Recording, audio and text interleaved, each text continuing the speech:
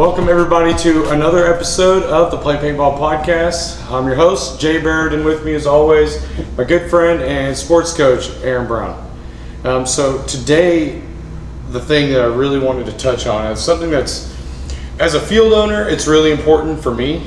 And really just as a society, anybody that plays paintball should really make it a priority, is the eye safety, right? Eye safety is it without eye safety, without eye protection, we wouldn't be able to play paintball. You shouldn't be able to play paintball. Yeah, I mean, you would lose an eye. Like this, you have no idea how many times you get shot in the face. I know when you first opened your store here, that was one of the first places I was getting hit right in the face. Yeah. And luckily, it's right. It's literally right in the eye. Yeah. But I have protective gear, so it's all good. But without that, it's not. Yeah, I mean, you'll get shot in the arms and the legs and stuff, but it never fails. It never fails. You got to stick your head out to see what you're shooting at, right? Now paintball's going to come, plat, right? You get the cyclops on the head too. Yeah, the head, yeah. But the eye, dude. Yeah. Obviously with the eye, if you get shot in the eye, it's gone. You're not really going to get that eye back. If there is any sort of hope, your vision will never be the same. Exactly the same. I mean, I think you were doing some research on it, and what did it say? It was like 20 to 200. Right. So normal vision is 20/20. Yeah. So what you can see at 20, I can see at 20. What I can see at 200. Somebody with an eye injury from a paintball pellet could not get. You would have to be 20 feet from that mark or whatever. Yeah. Well, and it's something that I wanted to bring up because this past weekend, I took my group of kids, the team, the Division 5 team, Rampage. We went out to another establishment, another field. And while we were out there, for the most part, I would say about 90% of the people that were there did a really good job at keeping their goggles on their face during the game, specifically while they were even on the field itself, right? Because at some point between games, right, you would have a game would just finish and new people would be coming on, and then the people that just got done would be coming off, right? So there's a little bit of a transition period. And the people coming on, they're testing their guns, making sure that their guns are on, ready to go. They're shooting, they shoot at a pole or whatever the case may be. They'll shoot at a bunker to make sure that their guns are ready, right? But then I noticed that a handful of people, as soon as the game was over, they would say, all right, that's game, right? And all of a sudden, here they go. They just put their mask up on their head. And what surprised me even more than just because it happens here all the time. We're I've seen it. We get pretty hardcore on enforcing that rule, right? But these guys were players, people that have experience for a long time. Not like me, which I wouldn't do it, but I would understand, right? And it happens all the time, right? We have new people that are fresh into the sport. They come in, they're playing, they get shot, they think, oh, game's over, and as they're walking off, you already know their hands are going towards their face. You can, as long as I've been reffing and watching games, I know when somebody's about to pull their mask off, right? So their body language. Yeah, their body language. It's they're doing it, and you're like, hey guys, keep your mask on. You have to tell everybody, remind them, especially the new players, right? But people that have been playing for a long time, for some reason, it's gotten cool to take your mask off. It's a social thing. They want to talk. They want to be cool. I got you, but they want to be seen. They want to take their mask off, and they're like, oh yeah, that was a good shot, blah blah. And at what point, do you as a player as an established player, you have to kind of set the example. Right? We have a lot of kids that come in here that play, and that see these like older guys that are good. They're really good players, right? I'm not saying that they're horrible. They're really good players. They have really good skills. They manipulate their markers well, and they're playing, and they're good. But then they go and do something like that, so that then these up and coming young players that are watching, they see that. They see that. Oh well, these want to be like that. Yeah, they want to the emulate gun, that. the clothes, the helmet, all that stuff. And it goes back to they're gonna put that. They're gonna put their mask up. It's okay. It's the cool thing to do. And I don't know where that disconnect comes. Like, why did it become all of a sudden cool? And you see pro players doing it. Like, I've seen pro players do it, and it's like as a community, really, we should all be emphasizing the importance of the safety of keeping your goggles on. I mean, these things are rated to take a shot in the eye. Yeah, and dude, I mean, question is, would you play paintball without one? No way, dude. No way. I would look. I don't even all your skills, your gun, all your tactics, none of that, dude, all that stuff. You get Cyclops all the time, dude. The Cyclops, pow, right in the face, and right? Like your mark, your area to hit, you only want to be seen just a little bit, and it's always like barely your eyes. So, and I'm not gonna lie, dude. When I aim for the face, dude. I mean, when I'm playing, I'm shooting you in the face because you're not gonna catch a bounce on this lens, right? That paintball hits you, it's gonna splat on that hard surface, right? And then usually that's what you're sticking out, right? Yeah, they have arms and body. I mean, they might throw out an elbow here and there, but they've got an arm pad on. It's gonna hit the arm pad. You might bounce them, and then you give away the position, right? I usually, even if I see their elbow sticking out, I'll know. Okay, all right, now I see where they're at. I'm gonna put my shot right where their face is gonna be, and as soon as they come out, pow, all the time, dude. That's it. And so that's why for me, it's such a touchy subject. I think, and again, it goes back to being a field owner, right? You want everybody to come here and have a safe experience and not leave with any permanent damage, right? You shot in the eye, forever. That's it. It's not growing back. It's not going to heal. There's not going to be, There's no amount of money. No. It's gone. You could get a glass eye, but maybe one day technology gets to the point where we have some artificial eye. You'll never be able to replace an eye. Yeah, it's impossible. Yeah. So that's something that I just really wanted to. I think to kind of touch on. I don't mean to cut you off, but I think players. I just want to go back when you said when is it going to be like emphasized, right? The importance of leaving this on your face right after post game, like in the heat of you winning or losing, you got to get shot, you got hit hard and hurt, you want to tell everybody about it. It starts with the individual.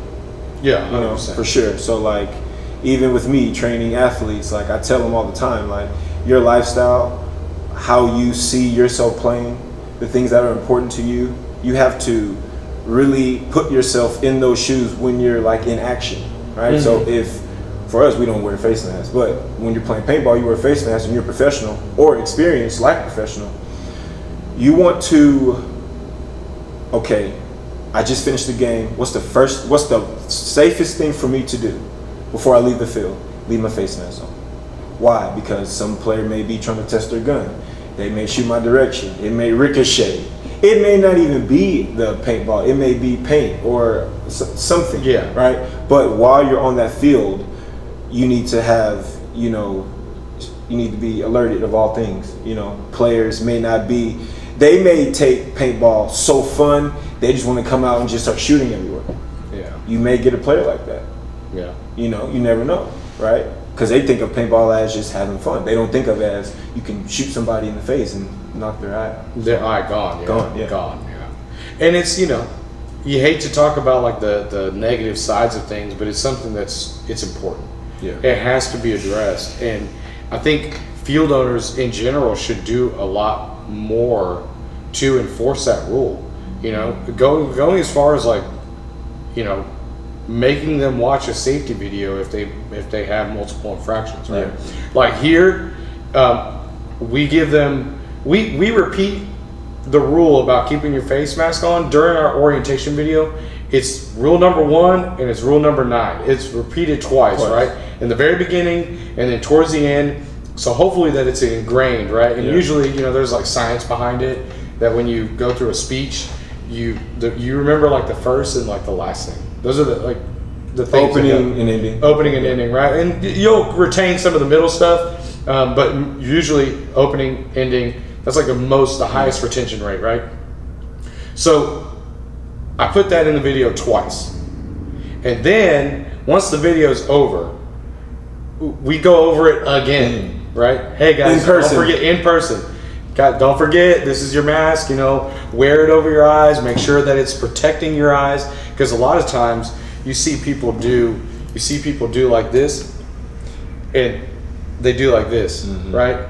And you're exposing your eyes immediately. I mean, you get shot in the face, you get shot in the mouth, you get whatever, right? Your eye, done, right? So we tell them, keep your goggles on at all times. 3 times. And then right before they go into the field, we have our indoor field is encased in like a glass wall, right? They have to go through a glass door to get into the field. Every time we tell them, hey, all right, once you pass this glass door, your goggles stay on at all times. Do not take them off for whatever reason. For no reason. I hear you, bro. And it never fails, dude. You have a group of 15 people or a group of 10 people, one of them's gonna be like, oh, and it's and I see you over there, bro, right in their grill, like, bro, keep your mask on. And I tell them, and what we do here is, once even though we give them 3 warnings, right, leading up to actually playing, once they are on the field playing, if it happens, we take them to the side, it's like, hey guy, don't forget, you can't take your goggles off. And even during the game, while the game's going on, and I see somebody get shot out, because that's usually when it happens, right? They get shot out, they go behind into the dead box, and while they're in the dead box, they want to take their goggles off, right? Because in their mind, the game's over, right, for them, even though people are still shooting around, right? So I'll just remind them, like, hey, keep your goggles on behind the net, right, while the game's still going, right? But then, so we'll tell them, hey, keep your goggles on. If they make a second infraction, we sit them out for another game, right? Like they sit out, right? And then if they do it again, we actually make them re-watch the orientation video. If they do it again, then they're just not allowed. It's like it's not safe for you now. It's just not safe for you to play. Like it's not worth at our expense. It's not worth me to have you playing and have fun, right? For the sake of giving you a good experience, but then if you're taking off your mask constantly, really you're putting yourself at risk, and then ultimately you're at risk. We're at risk, right? The facility's at risk. My employees, everybody, right? So and just dealing with one of your customers coming and having their eyes shot out, on your hands, like you don't want that. That's on the record, dude. It's like we have 0 days without incident. Like all the job sites, OSHA approved. So that that's just something that I wanted to touch on, because it just weighed on me, especially because the person that I saw do it, I kind of mentioned it offhand to the person. I was like, hey dude, keep your mask on. And he's like, well, if somebody shoots me in the eye, they have a really good shot. And in my mind, he was a veteran. Oh yeah, I mean he plays at a high level. Okay. He's known in the community. Like, he should know better. And he let you down, bro. He let me down, dude. He did let me down. And I actually look up to the guy. He's a really good player. Like when he comes and he plays here, when we do like our reball nights, he's come here a couple of times, and he shoots me. I'm like, oh, how did you do that? What do you, and I look and see how he plays, and listen. I listen to what he has to say, and I look up to. I won't say I look up to him, but you admire his game. I admire his talent, right? And he's a respected person in the community, and so when he said that to me, it was like, and I made the comment back. I was like, hey, dude, it's not about you getting shot in the eye, but like there was kids. I brought my youth team, and there was other kids from other teams that were there, and I was like, hey man, well, there's kids out here you got to set the example, right? Like, set the example for these kids because they're looking up to you as like, hey, I want to be like him, or I want to play like him. I want to. Yeah. And when people say I want to play like him, they're going to do everything, right? Like on and off the field, yeah. right? So that is, as a community, again, I just feel like we should do more. And make it cool. Like, it's okay. Like, it doesn't make you uncool to wear a mask. Yeah. You know what I mean? Yeah. Like, it's not. I don't know why anybody thinks something like that. I don't know. But like, like you were saying, like the children, like them looking up to the older guys, wanting to emulate them and play like them. They're not. I train young athletes. They're not emotionally developed like we become as we age, right? Or not age, but as we grow and develop as players, right? We become more mature and experienced, and we have more skill and stuff like that.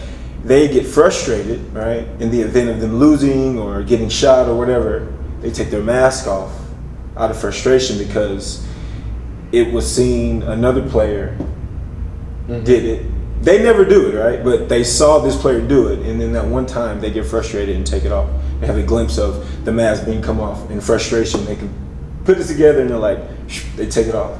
And in that instance, they're in danger, Yeah. And no child, no person, right? But still, like, children are looking up to you, so you don't want to leave that example out there on the field. 100%, dude. What do you remember the statistics on how many people have eye injuries?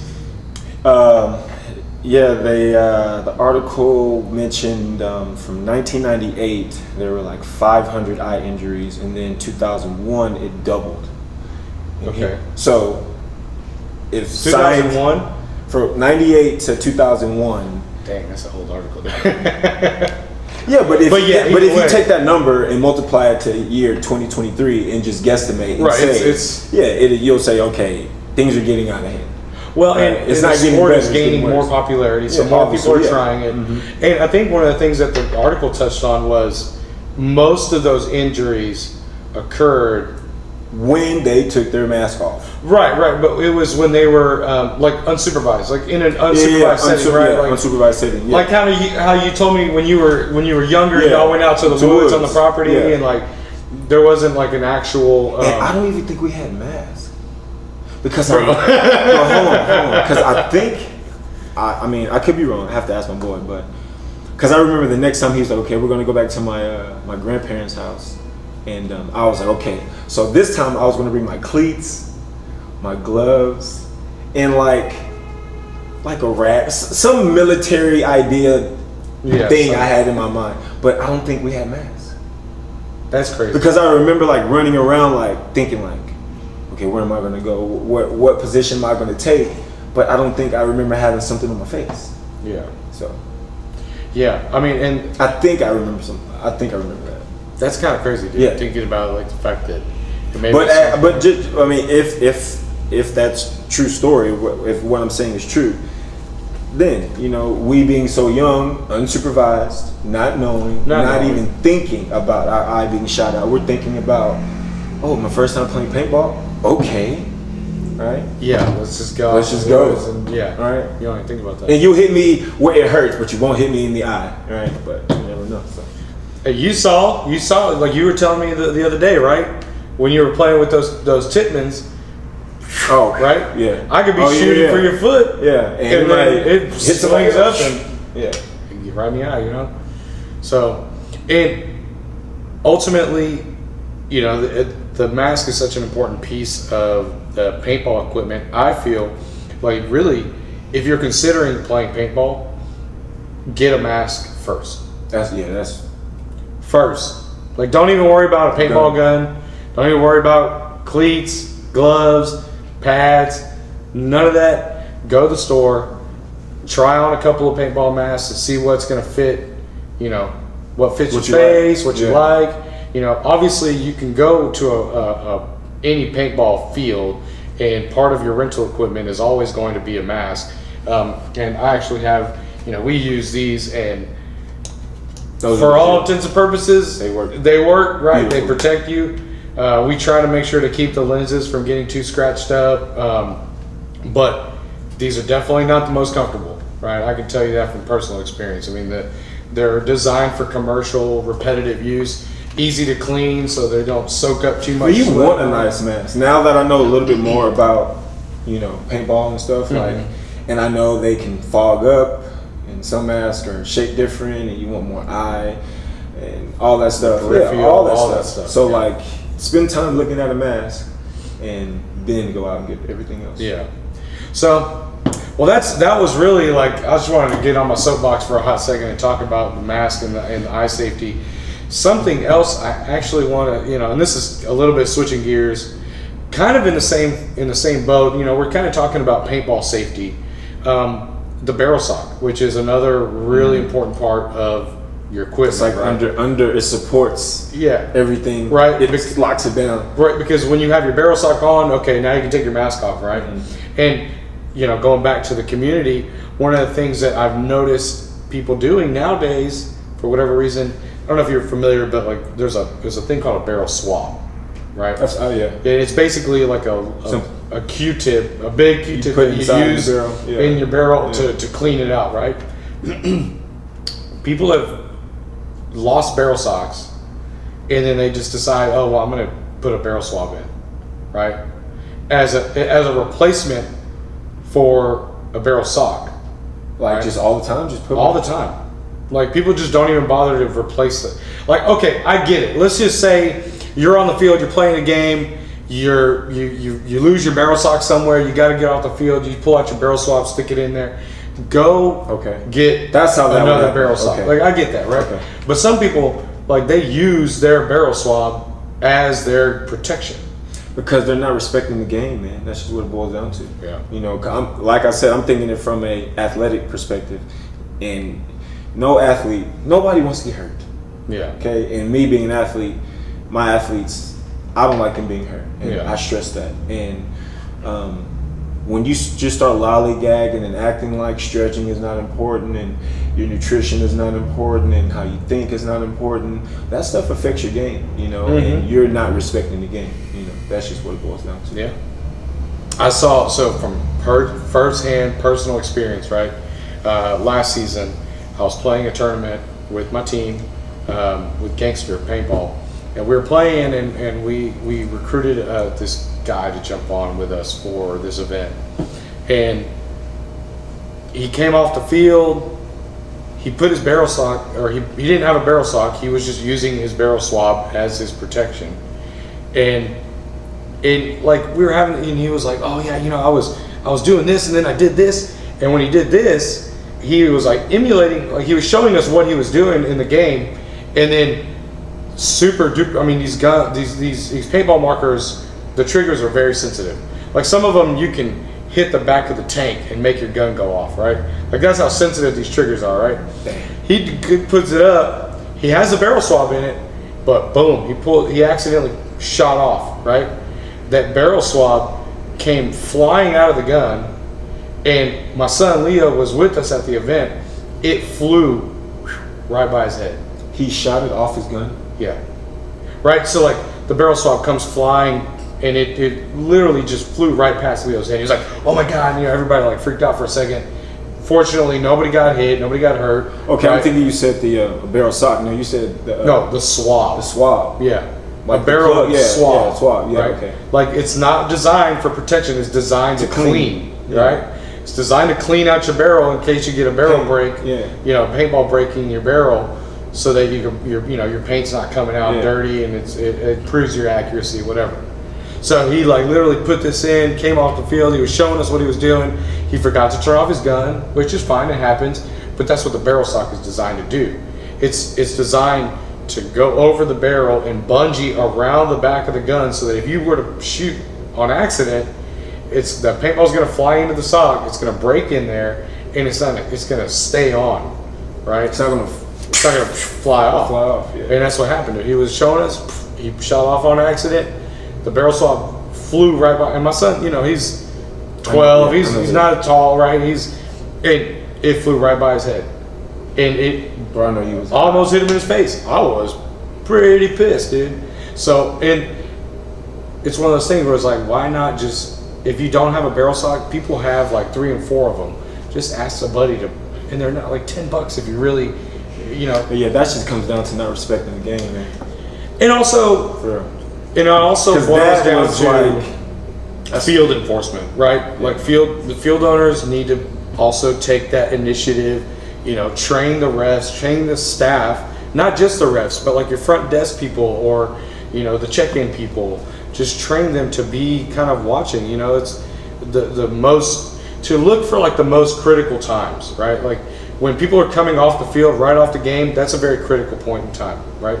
They're not going to come in here and they're not going to randomly take their barrel sock off for the most part and just, you know, walk around without a barrel sock. Yeah. It's usually going to happen when they just came off the field, when they just got off and they're just, you know, coming off, they forget to put it on or they dropped it, whatever, right?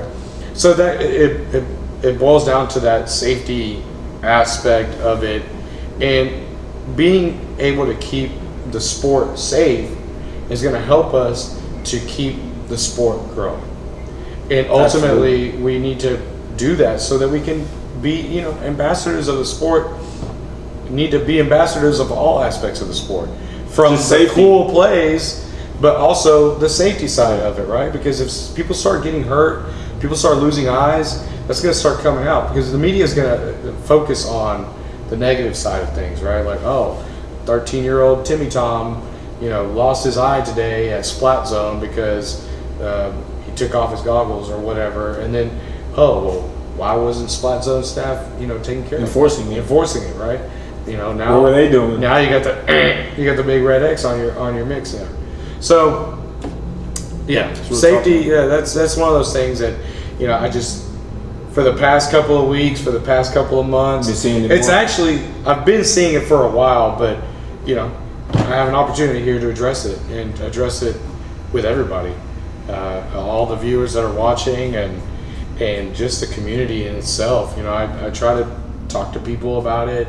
I talk to refs at other fields. Like sometimes I feel a little bit annoying because I'll be at another field and I'll see someone. You're probably the only one who's asked that question. You're like, this guy nerd. Yeah, dude. People get mad at me. They're like, "What do you mean? What do you like?" I don't even know. Like, people get upset with me when I'm like, "Hey, because you're starting a revolution, bro." That's why. They don't want it. They don't want to be part of the revolution.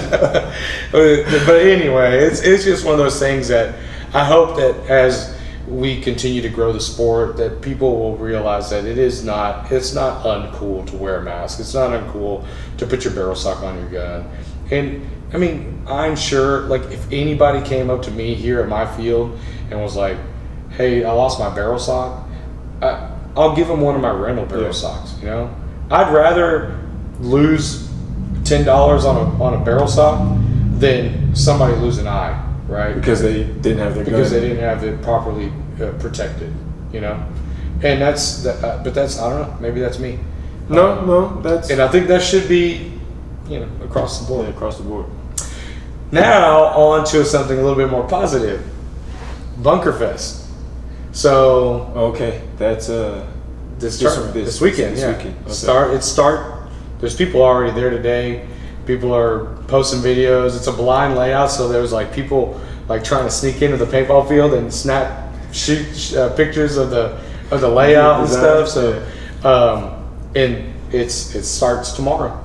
Tomorrow starts the event. We have tomorrow Friday. Tomorrow Friday, the 24th. So what's Sunday?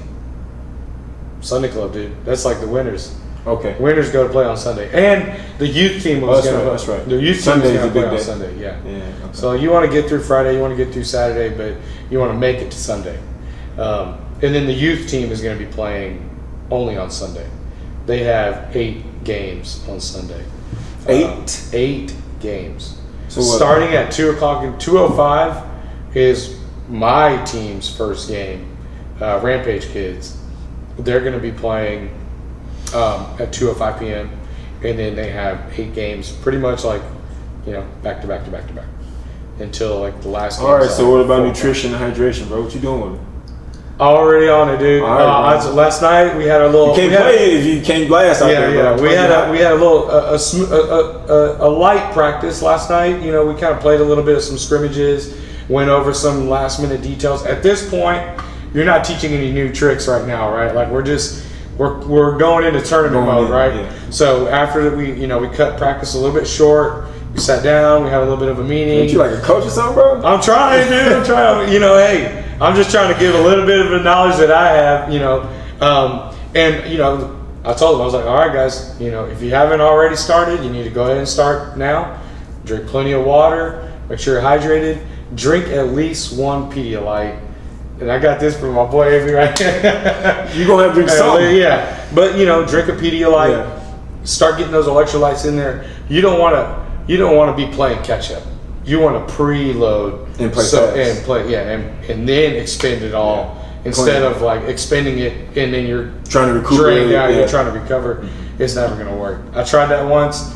Worst cramps in my life, dude. I was like, You gotta prehab, man. You gotta prep. That's it, dude. Before game. What is it? There's like it said like an ounce of prevention is worth like a pound loads. Like a pound of success. No. Like it's better to prevent than to react or to recover, right? So it's better to drink, get ready and spend a little bit getting ready prepping, than you're already 5 games deep and all of a sudden you're trying to rehydrate. And you're already cramping up. You're done. Like you can't get out of that. So, but anyway, I'm excited, dude. I'm really excited. This is gonna be. It's a 3-man event. It's not a 5-man like we did with World Cup. This will be like their second major tournament, right? So Bunkerfest has actually turned out to be a pretty big deal. I think it's one of the biggest tournaments in Texas. I think it was like 139 teams in different divisions, the last count that I saw. Teams of 3? No. So the youth division is going to be a 3-man tournament, right? There's different divisions. There's 5-man X-ball. There's just regular 5-man. So the different formats, right, that we kind of touched on. So X-ball meaning 15 minutes on the clock, get as many points as you can, try to be the highest point team by the end of the time, right? And then you have like your regular 5-man, which is you're going to play a series of tournaments or a series of games against different teams, right? So, for example, my Division 5 team, which is actually going to be playing Division 4 for this event, they will play one team at a time, and they're going to play 8 matches. Does that make sense? So Team A is going to play Team B, C, D, E, F, whatever. Okay. Just 1 point. Whoever wins that point, and then it's kind of like a round robin style tournament. And then after that, the top teams out of those brackets. So it's just one game. 1 game. 5-on-5. I got you. Eliminate. That's cool. Tag. Get your point. Right. As opposed to like with X ball, you're playing the same team. Series. Like for 15 minutes. Right. For 15 minutes or 10 minutes. Like a real game. Like that's big boy stuff, right? Like that's like because that's pro like level. Competing for time and you got to stay with it, execute. Yeah, that's big. You're on it. Yeah, you're on it. Yeah. You're playing. You can play 4 or 5 points, and lose it. Yeah. I actually saw the Sunshine State Major was 2 weekends ago. Sunshine State. The NXL National X-Ball League had their. I think we kind of touched on this at the previous episode. But anyway, Dynasty coming through again, dude. That team that's another level. But they check the boys out, dude. They're training. Mike Urena plays for Dynasty. He actually comes and trains here sometimes. He'll come out here. He'll run some drills inside in our field using the reball. Nice. Either way, it's really cool. I actually talked to him. We were kind of having a little conversation about professional paintball versus like football and I invited him to show up for an episode. So hopefully pretty soon we'll make some time. We'll cut him in. We'll expand our table a little bit and put him in the mix so we can have I would really like to see like the compare and contrast, right? You being a professional NFL athlete, and then him being a professional paintball athlete, and then just like kind of going over some of the similarities and then some of the differences with prepping, like all that stuff. But anyway, Dynasty won that, and X-Ball, that's professional level, right? And so I don't even remember where I was going with that, but basically you have the NXL, and then now we have Bunkerfest, which is like a Texas and Colorado regional tournament, and they have an open class, so like anybody can play. You have to have a certain amount of points or less than a certain amount of points to be considered. Like Urena, he can't play. He's got too many points. He's like a higher level professional. Oh, so points you get points marked for being good. Yeah, so it's called the APPA, or the American Paintball Players Association. It's all part of when you go to play in a tournament. If it's a sanctioned tournament, right? Like they have sanctioned boxing, right? Like you can do unsanctioned tournaments, right, where you don't get any points. But there's like it's not regulated. It's whatever, right? It's not regulated. So you can have like a Division 5 team with like 3 Division 2 players on there, and it's nobody knows, right? But a lot of times they call that like Premier League, where it's just like open play for whatever. But when you sign up to start playing, you get an APPA ID or a number, right? And that's your player ID. And so depending on the event that you're going to, you pay for your ID. But that number tracks you throughout your career. So the more tournaments you play. That's serious right there. Yeah. The more tournaments you play, the more tournaments you win, you get a certain amount of points for winning, for participating, like all that stuff. Like XP points. Like XP points. It's actually, exactly. XP. It's like XP points. Okay. Like, so you can go down. I don't know if you can do it down in XP points. Like if you keep losing. If you keep losing, you start losing XP points? Okay. Well, yeah. So you can't be as good, right? You're at level 1, keep losing, you can't get past level 1. Right? Okay. You get stuck. You get stuck, right? Yeah. Well, same thing can happen, right? If you just keep losing tournaments, I guess eventually, I don't know. I haven't been that. I'm gotten to that point. My daughter's been on I got her Xbox and she's been on games. So she's been racking up XP points. So I've been playing Survivor IO. What's that? It's a dumb game, dude. But it's on your phone, and it kills so much time, dude. Because the point of the game is to last points, like to last for time. Okay. So you have to survive. Like your first level is you have to survive a level for 5 minutes, and then you have to survive that same level for 10 minutes, and then you have to survive the level for 15 minutes. So you're trying to rack up points. So every 5-minute increment, you get closer, and then once you survive for 15 minutes, you fight the last boss. At 5 minutes, at 10 minutes, and at 15 minutes, you have to fight a boss. Okay. Either way, every time you sit down, if you're trying to win, that's 15 minutes gone, dude. It's gone. But anyway, you get XP points, and anyway, but it's the same thing, right? The more tournaments you play, the more tournaments you win, you get more points, and you start ranking up in divisions, right? Division 4, you start in beginner. Once you get, I want to say it's like 105 points or something, and the numbers could be a little skewed. Once you go from beginner to Division 5, then you have that little bracket, right? And then once you get enough points, then they'll bump you to Division 4, and then so on and so forth until you get Division 2, Division 1, semi-pro, Master League. Right.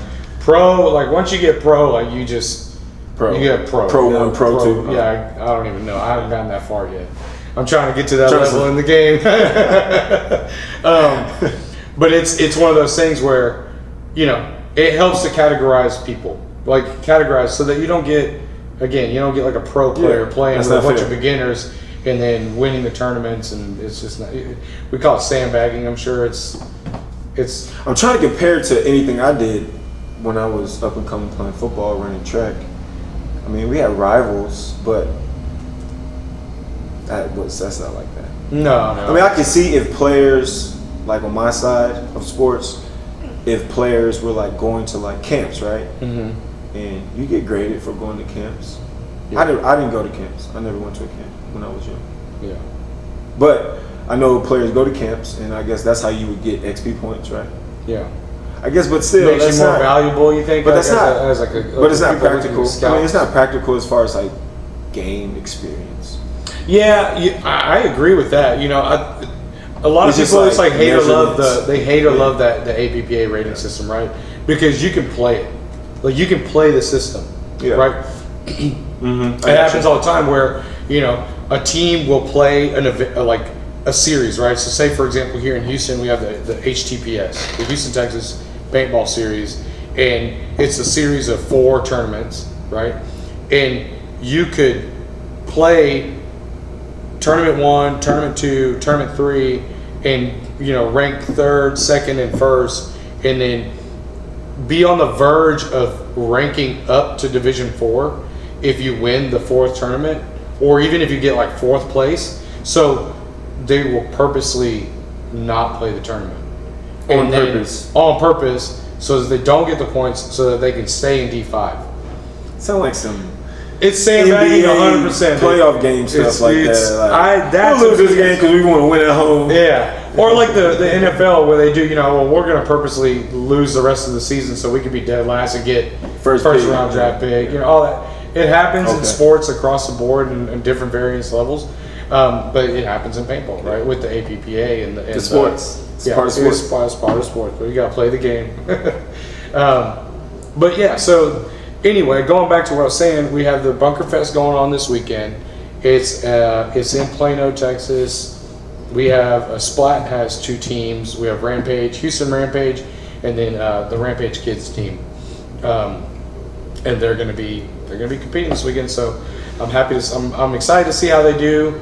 The kids have really been putting in a lot of work, and really excited to see what they're going to do. I would like to be, but I can't, bro. I got family duties. You're good, man. It's all good. We'll be there. You'll be there in spirit, dude. Yeah, bro, for sure. A lot of your knowledge I'll check in.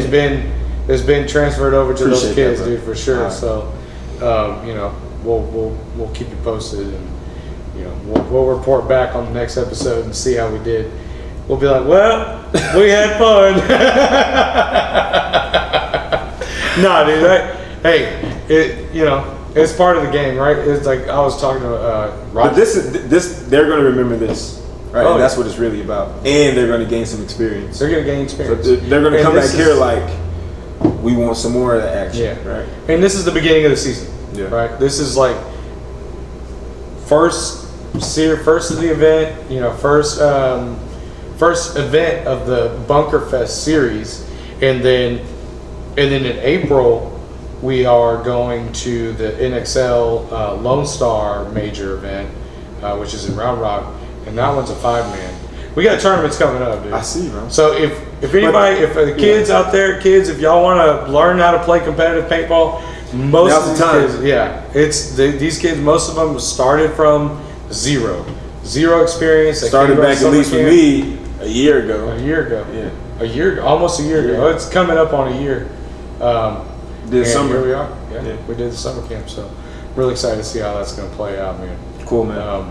And then also, there is a documentary out there documenting the first or the inaugural event for the youth division in the NXL. It's called These Kids Can Ball. And I'll throw up a link in the...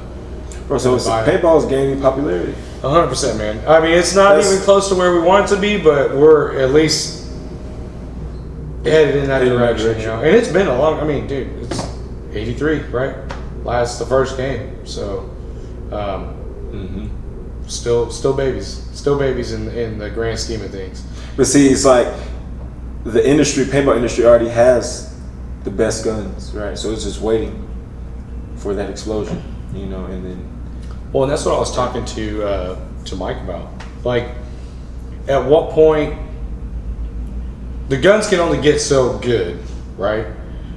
The equipment, they could tweak it. It could become more air efficient. Maybe they'll get a little bit more accurate. Maybe just a little bit. really what's going to be the determining factor, in my opinion, is the player. For sure. Right? Because I thought you were going to say like the air tank or something. No. Okay. I mean, a little bit, but like you go from like you have two. So let me just give you an example, right?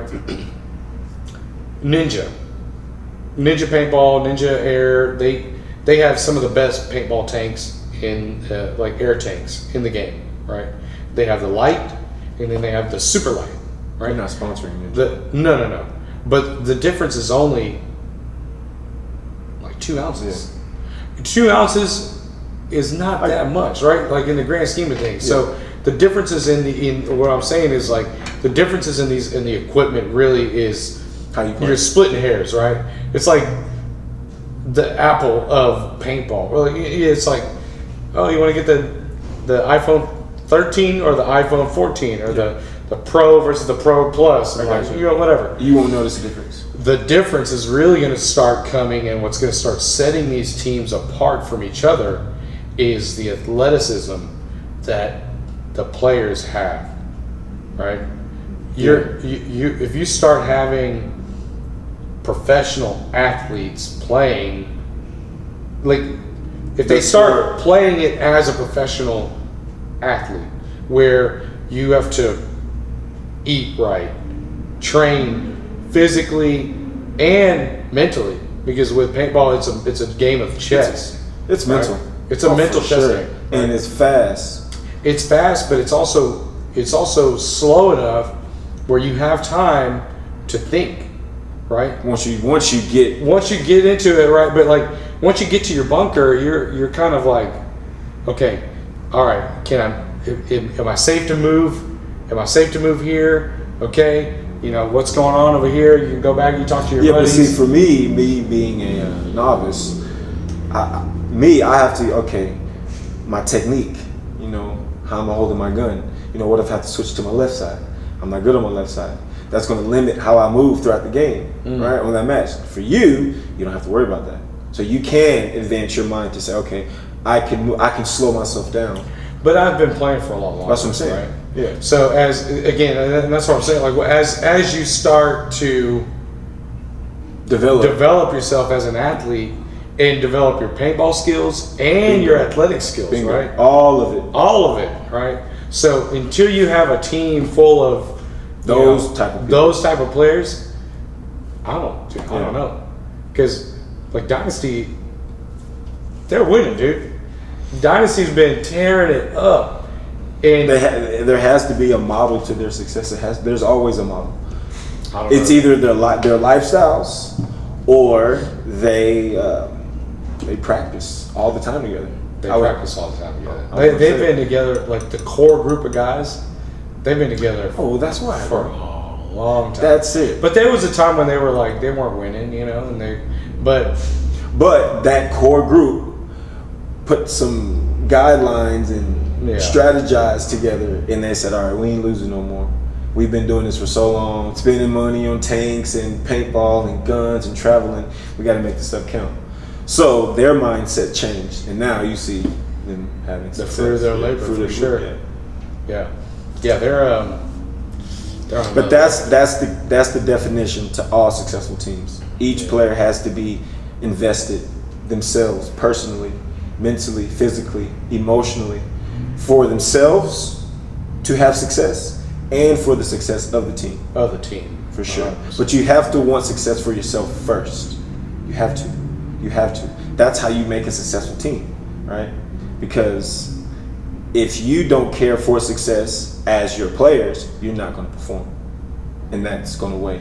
But if you want to play your ass off and you want to shine for your team and you want to be like a badass for your team, that's going to push your team. Yeah. And that's going to keep the nucleus of the team tight. Like we can't slip because, Jay Bird or AB, he playing really good. We can't be the weakness of the team. We don't want to be the weak link. Yeah. But if everybody don't care for the success, it's going to show. Yeah, we'll see. We'll see how this all plays out for Bunker Fest, and then, Lone Star is literally a month after. So we've got some quick turnaround. Quick turnaround, yeah, it's a quick turnaround. I mean, we're in the season now, right? We're in the season. This will be our first event as a team for Bunkerfest, and then we'll basically be going hard until November. World Cup is in November.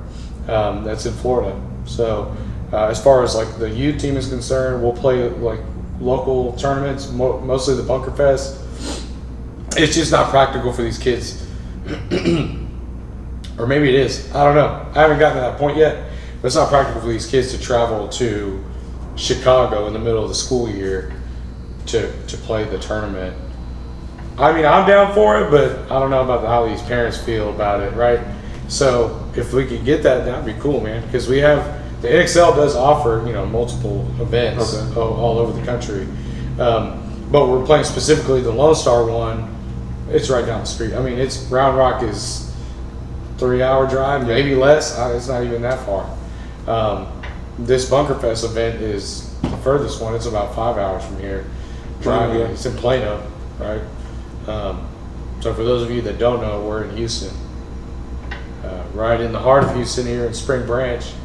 Shout out to Spring Branch. All right. But yeah, so that's pretty much really all I wanted to kind of talk about with These Kids Can Ball episode. It's a quick documentary that goes over all the different teams that travel to the World Cup event.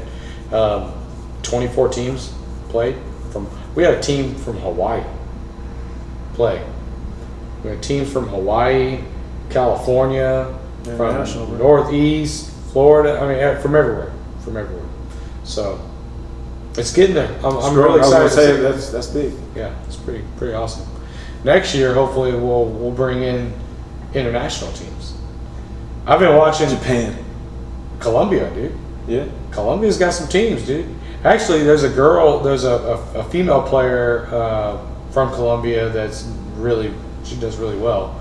Last name Rojas, but she's from Colombia, and she plays, and it's pretty cool. That's because cool. That's cool. That's my motherland, right? That's where I was born, and then immigrated here, and then it's cool to see it over there popping up in other places, right? I mean, Colombia's got a really big thing. They've got tournament series that they do, and so it's gaining popularity, gaining strength, and it's a sport, man. It's fun. It's fast paced. It's high speed. It matches all the qualities of a football game. It does. Yeah. You have to be engaged, moving quickly, accurate. Can't make no mistakes. You have to make a good decision, and you got to stay the game. Right? Yeah. You got to stay the course of the game. Yeah. Highs and lows. 100%, dude. Well, let's take a quick second. We've got 3 sponsors on the show here. First of all, we got Reskill Upskill on Instagram. Reskill_upskill. All right. Yep. And of course, we have Splat_Houston, our paintball field here. If you're looking to learn a little bit more about paintball, if you want to try paintball, if you just want to see what it's all about, come out, check us out. If anybody's interested in learning to play competitively, specifically even the youth team, we practice every Wednesday, we practice every Saturday. Hit us up on Instagram. The first practice is always free. You don't actually need any equipment. You just need to show up, fill out a waiver, and we'll get you in there. You'll get to try it out and see if this is something that you'd be interested in learning more about. But we want to do our part in growing the sport, helping you guys to learn more about competitive paintball, understand what it is, and then just make friends. There's a good group of kids that are here that have been playing together now for a year. We've gotten some new, fresh meat here into the team, and these are kids that zero experience, so definitely don't feel intimidated. I mean, we have a 9-year-old young lady that has been playing with us now for a year and has gone from zero to hero. I mean, she's doing really well. Still a lot of room to grow and improve, but she's on the right track, and so the same thing for anybody that wants to try it. And even as young adults or even an adult, if you are looking for something alternative to do that's going to get you physically active, moving around, sweating, getting good camaraderie, With that mind, come by, body connection. come by and check us out. And like I said, we can get you in the game. Look out for some leagues, some like local league stuff that we're going to be doing pretty soon. We're really trying to kind of promote and get that competitive side of paintball into the limelight a little bit more. The field is super close. Like, I'm really excited. The field is beautiful. We're almost there. We're just waiting on a few key items, but pretty soon we'll have that all nice, buttoned man. up, and we'll be able to do regulation size paintball games on our outdoor field. So you'll be able to come by and check that out. And then, of course, can't go any further without talking about Gangster Paintball. Gangster Paintball has been in the game for a really long time. AB here is rocking the beanie.